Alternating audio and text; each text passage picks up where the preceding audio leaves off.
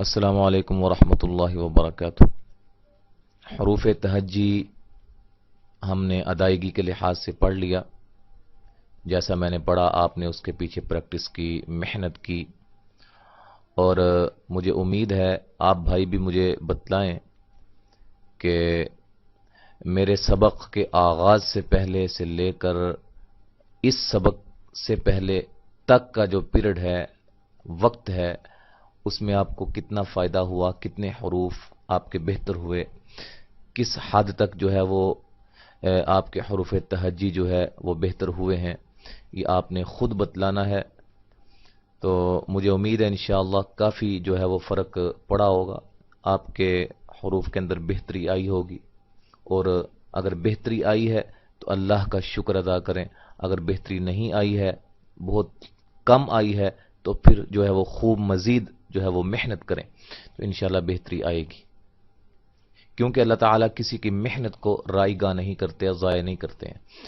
तो आज हम पढ़ेंगे मुख्तसर हरूफ के मखारिज के हवाले से। मखारिज निकलने वाली जगहें, यानी कि वो जगहें जहां से हरूफ अदा होते हैं, हरूफ निकलते हैं, उन जगहों को क्या कहते हैं? मखारिज।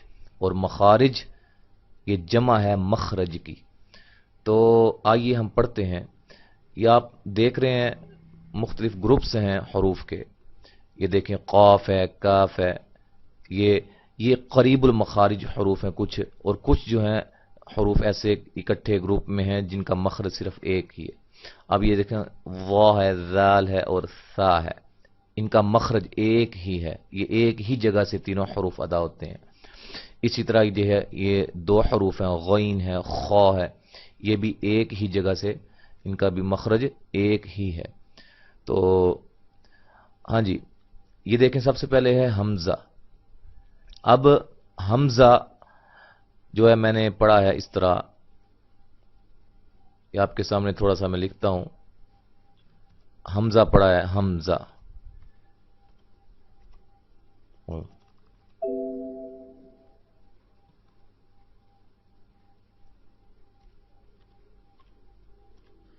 हमजा। अब इन चार हरूफ के अंदर हमजा बिल्कुल नहीं है, यानी कि ये वाला जो है इसकी आवाज पैदा नहीं हो रही है। अच्छा, अब उसकी आवाज कैसे पैदा होगी? इसकी आवाज हम कैसे पैदा करेंगे? या किसी भी हरफ का सही मखरज निकालने के लिए मारूफ व मशहूर दो तरीके जो हैं वो राइज हैं। वो दो तरीके ऐसे हैं कि आप किसी भी हरफ की सही अदायगी कर सकते हैं, आप सही उसको अदा कर सकते हैं, उसके मखरज से उसको निकाल सकते हैं। तो उसमें से सबसे पहला तरीका जो है वो क्या है?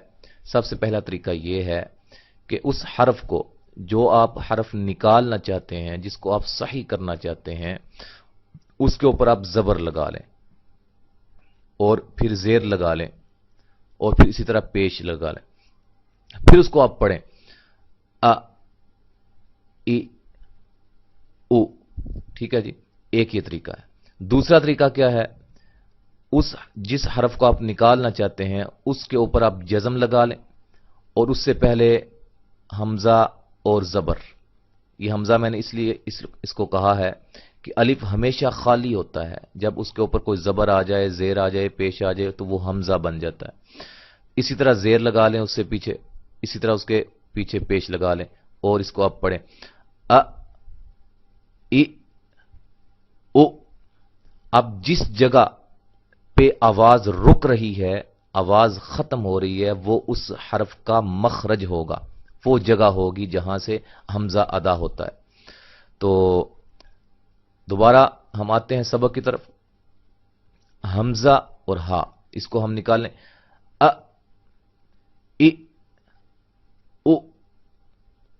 अब इसको निकालते हैं अह इह उह।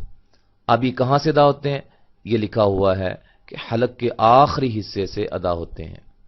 तीन हिस्से होते हैं हलक के, एक सबसे ऊपर वाला मुंह के करीब वाला, और एक सीने के करीब वाला, और एक दरमियान में होता है। तो ये जो सीने के करीब वाला होता है, ये वहां से हमजा और हा अदा होते हैं। ठीक है जी, आपने वहीं से अदा करने। आइन और हा, یہ درمیان والے حصے سے، حلق کے درمیان والے حصے سے ادا ہوتے ہیں. اور اسی طرح غین، خو، یہ آپ کو محسوس ہوگا جب آپ اس کو نکالیں گے تو یہ آپ کے منہ کے قریب والے حلق کے حصے سے ادا ہوتے ہیں.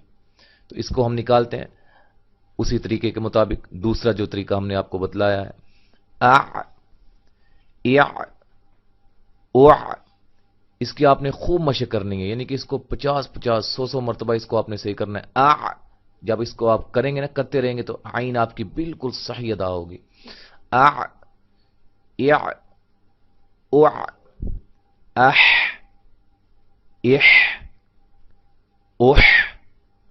اب اس کو نکالتے ہیں، اغ، اغ، اغ، اخ، اخ، اخ.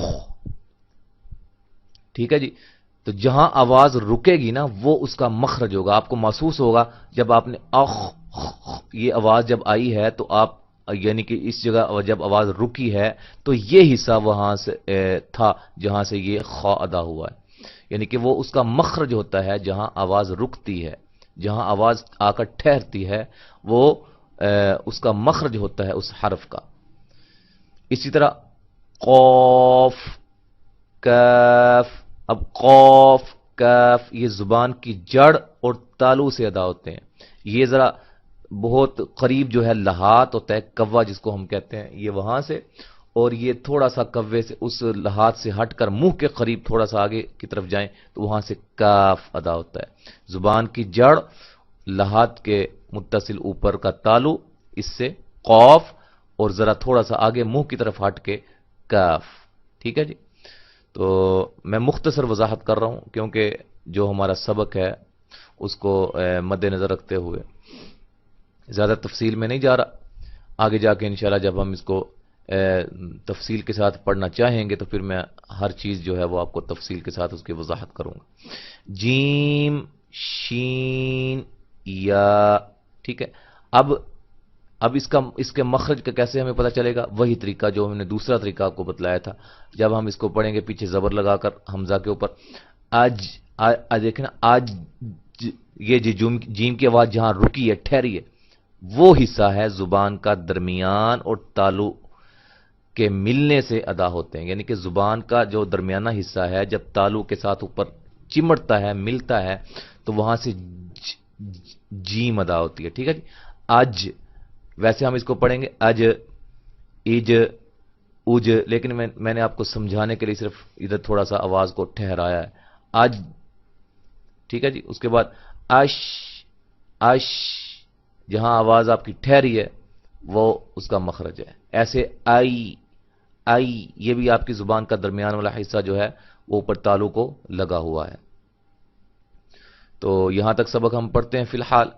آگے انشاءاللہ ہم جو ہے وہ اگلے سبق کے اندر ہم اس کو بعد کے حوالے سے ڈسکس کریں گے. السلام علیکم ورحمۃ اللہ وبرکاتہ.